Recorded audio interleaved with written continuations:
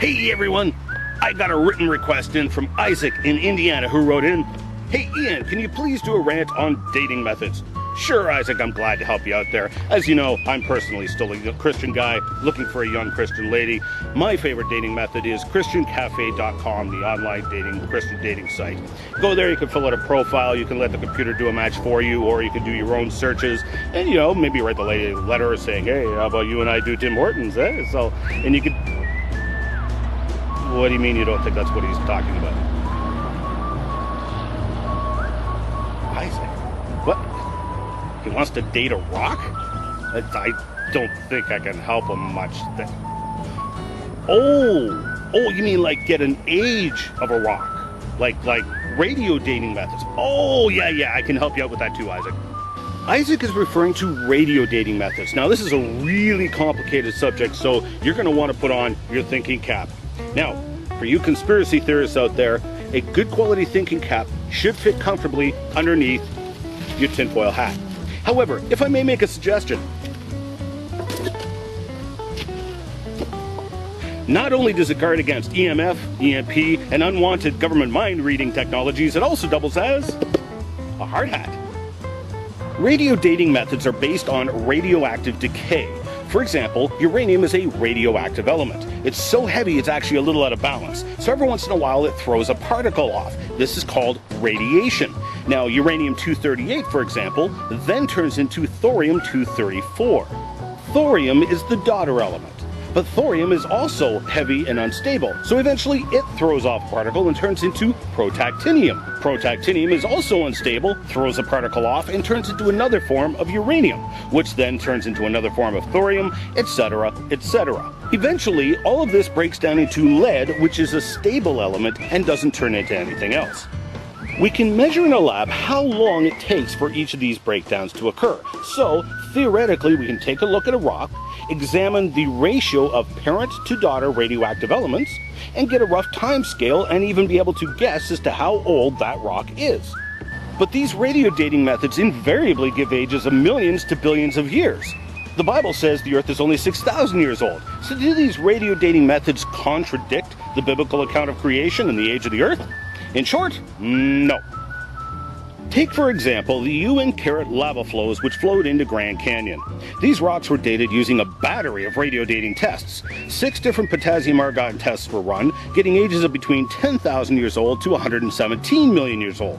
5 rubidium strontium tests said the rocks were actually 1.27 billion years old to 1.39 billion years old. The lead dating method said the rocks were in fact 2.6 billion years old. Rubidium strontium isochron method said that no, the rocks were actually 1.34 billion years old. Rubidium strontium isochron is supposed to be the holy grail of radio dating methods, not only to ascertain the age of a rock, but actually able to give us an indication of how accurate the age is, or if the rock has been contaminated. So which age is the correct age? We have a spread of ages different by a factor of 260,000. Well, rubidium strontium isochron is supposed to be the most accurate of the methods, so let's go with that age. Oh, did I mention that there's Indian artifacts in the lava flows, therefore we know the lava is actually 800 to 1,000 years old? Oops. This is certainly not an isolated case. A typical old Earth geologist will reply with contamination. Well, obviously we have the wrong answer, therefore the sample must have been contaminated. Wait a minute, that's shooting yourself in the foot.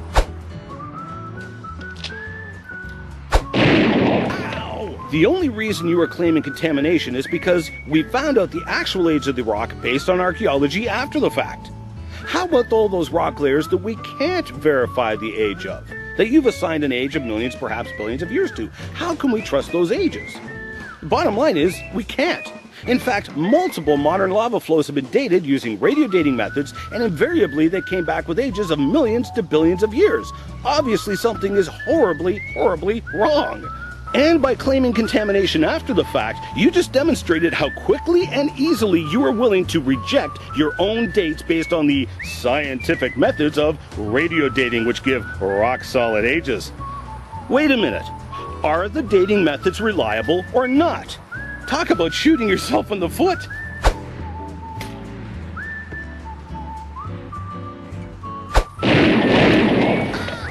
In fact, geologists really do pick and choose whatever dates they want. Don't believe me? Just examine for yourself the radio dating history of the famous skull 1470. I covered this in part 21 of Complete Creation. Or check out the notorious dating of the famous Mars rock ALH 84001. When geologist Dr. Steve Austin from the Institute for Creation Research took samples of the lava dome that formed in Mount St. Helens in 1986, he had them radio dated using the potassium-argon dating method. He got ages of 340,000 to 2.8 million years old on rocks that were 10 years old. Well, Hanky and the folks at the No Answers in Genesis website just couldn't contain themselves, and they wrote, oh, I love this. Considering that the half-life of potassium-40 is fairly long, 1,250 million years, the potassium-argon method cannot be used to date samples that are much younger than 6,000 years old. A few thousand years are not enough time for argon-40 to accumulate in a sample at high enough concentrations to be detected and quantified. Did these guys stop to think before they wrote? Did they not realize that they just admitted, in print, that if the Earth is only 6,000 years old, that their radio dating methods will give a wrong, incorrect age of millions, perhaps billions of years? Did they not realize that they just handed over the entire debate on a silver platter to a guy wearing a pot on his head? Oh, they really shot themselves in the foot this time.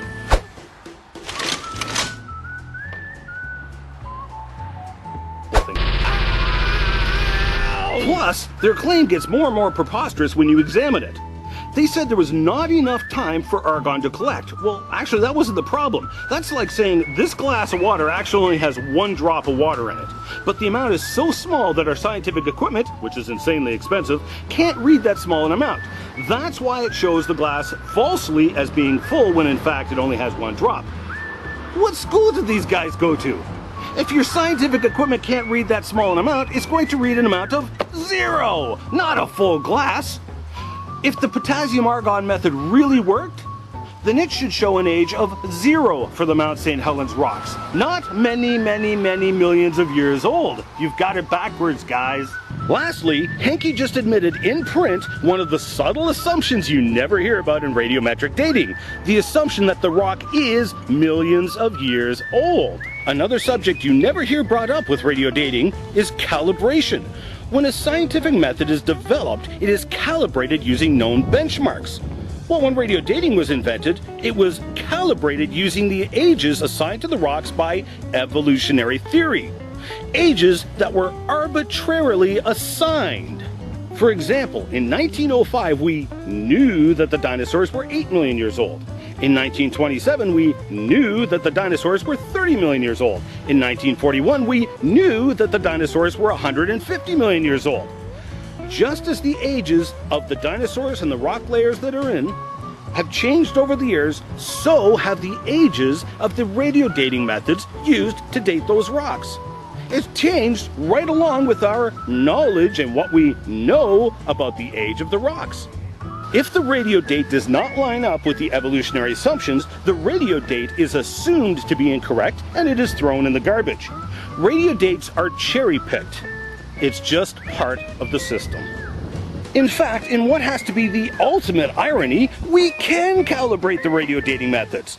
The Uinkaret lava flows, the Mount St. Helens lavas, the Hawaiian lava flows, all of these lava flows can be used to calibrate radio dating methods. Yet, instead of accepting the obvious conclusion that a radio date of 1.3 billion years old really means the rock is only 1,000 years old, the radio dates are rejected out of hand with lame excuses. Why? Because we need millions and millions and millions of years for evolutionary theory to work.